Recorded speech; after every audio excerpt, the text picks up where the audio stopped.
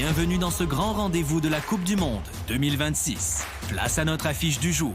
Le Maroc affronte Haïti. Les Lions de l'Atlas face aux Grenadiers. Ibn Battuta face à Toussaint Louverture. Avant de continuer, abonnez-vous pour ne rien rater de nos analyses pour la Coupe du Monde 2026. Le Maroc arrive dans une position très favorable. Lors de la première journée, les Lions de l'Atlas ont tenu le Brésil en échec, un but partout. Puis, ils ont remporté un précieux succès face à l'Écosse grâce à un but de Saibari.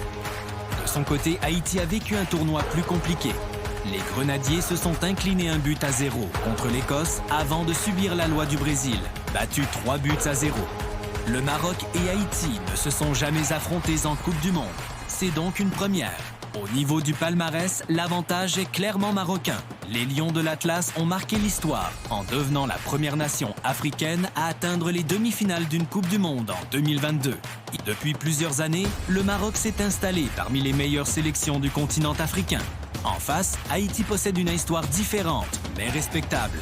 Les Grenadiers ont remporté le championnat de la CONCACAF en 1973 et participent aujourd'hui à l'une des plus grandes aventures de leur histoire récente.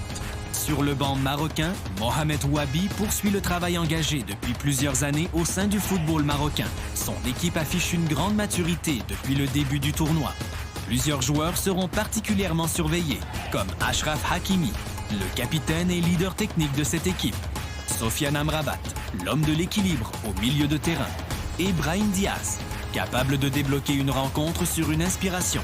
Côté haïtien, Sébastien Migné s'appuie sur une équipe courageuse qui n'a jamais cessé de se battre malgré les résultats.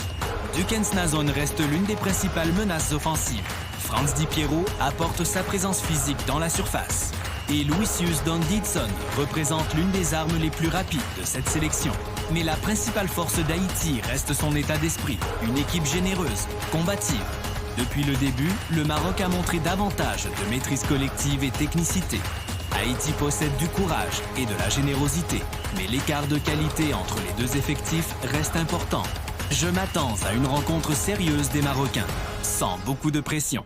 Mon pronostic, victoire du Maroc 2-0. Buteur probable, Saibari. Et selon vous, qui remportera ce match? Le Maroc ou Haïti? Ibn Battuta ou Toussaint Louverture? Et surtout, abonnez-vous pour ne manquer aucune analyse de cette Coupe du Monde 2026.